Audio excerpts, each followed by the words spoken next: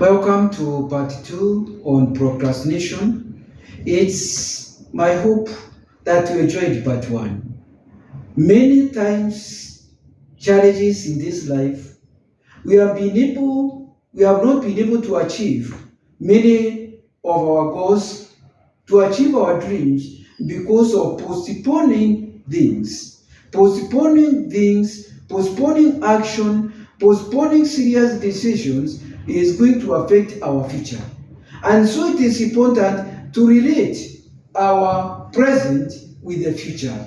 If we disengage, if we delineate the future and the present, we are going to have a problem. Serious people who have been successful are people who don't postpone tasks. May it be at family level, may it be at personal level, may it be at work level, and may it even be at organizational level. They do things immediately once they come. Now, people postpone things because they feel the tasks which they can do is compressed tasks and they don't want to torture themselves, they don't want to tire themselves. People naturally, man naturally, or women naturally, they want to take the easy route. Things which are smooth, things which are easy to do. If you bring complex things which are requiring a lot of involvement with both mental and even physical involvement, many tend to shy away. So complex tasks will make people postpone. The other is fatigue. You are tired, you don't want to get yourself involved with other tasks, although it's important that you do that tasks. Fatigue. Then there is the aspect of self-criticism. Self-criticism can also contribute. This is where you are always being sorry about yourself, negative things about yourself, negative blaming yourself, feeling that you cannot do things to satisfaction of other people. So what is going to happen? You don't want to be involved because of this self-criticism, which is tied up with negative self-talk about yourself. You rate yourself very low. So because of this rating, you don't want to venture into any other activity. You have low self-esteem about yourself. Low self-esteem. You feel rank very low, and so you simply feel satisfied with the activities which you are doing. You don't want to become innovative. You don't want to become adventurous. You just let things be that way. Depression can also be contributing to that problem. Depression is also something which can also affect you and to make you do things immediately. Because you are not yourself, you feel that you are not in this world and you are so much disorganized because you feel you don't have hope even with this present life. This is the time where somebody would like even to take their lives and you don't want to be involved with other activities. Then there is the aspect of fearing success. Much as some people would fear failure, there are some people who would fear success. We have characters in this society who are not sure of themselves. So even if they have done things so well, even if they have performed it so well, they feel there might have been a magic touch. There might be something mysterious which has contributed to that. They are not sure that it is them who have done that successful thing. So they are not sure. They tend to think something else might have contributed to that success, not themselves.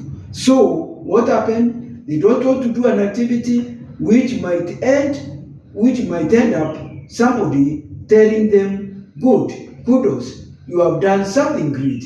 They are not sure. And we are going to discuss on this phenomena later. I'm going to prepare a video of this sort of character, why people are not sure of themselves, and even if they succeed, they are not confident about themselves.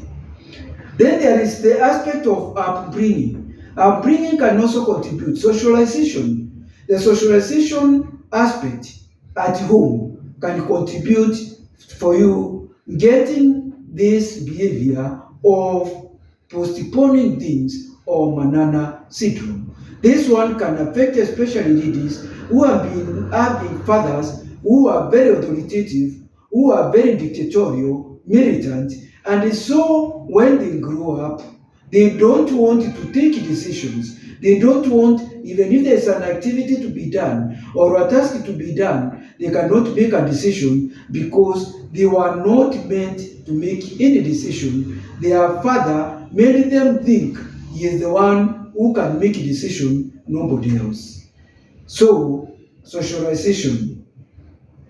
Then there is also the aspect of rebellion and resistance. When it comes to children, when they want to rebel, they can, instead of becoming so militant and saying, I'm not going to take this activity, what they do, they just delay and they don't want to take any action. So now, when you grow up and there's some task to be done, instead of saying outright, I'm not going to do it, you rebel by not taking any action, by being inactive, and by withdrawing from taking any tasks. Then there is also the aspect of distraction. You can be distracted by videos, you can be distracted by other activities, and so instead of concentrating on that activity, on that task, you are diverted, and your mind is diverted, you don't concentrate. So distraction can also contribute. Then there is the aspect of vague deadline, especially in organization. Deadlines which are not very clear. So without a deadline, things are going to be left like that. And that is why somebody like Parkinson, the Parkinson law states, when there is no work, when there is a vacuum, time is created for unfinished work. So some other things are going to come and fill that vacuum. So work expands to fill time which has not been allocated. So vague deadline is very bad. Then there is the aspect of inability to prioritize. If you don't prioritize your tasks, if you don't prioritize activities, if you don't have a work to do things, you are going to delay and postpone activities indefinitely, and probably some even you forget about them. This is going to affect you doing another activity or another task. So what am I saying? Procrastination many factors contribute to procrastination, and so it is left upon you to do an audit on yourself and ask yourself, why are you delaying taking action? And then when you come to understand why you are delaying those activities, those tasks, then you are going to have to map a strategy to correct the situation. Otherwise, thank you very much. I am Rukwaru, your family therapist, your counselor, and your relationship coach. And I would really encourage you, if you have not subscribed to my YouTube channel, A Moment with Rukwaru, I encourage you to do so. Otherwise, thank you very much. I value you.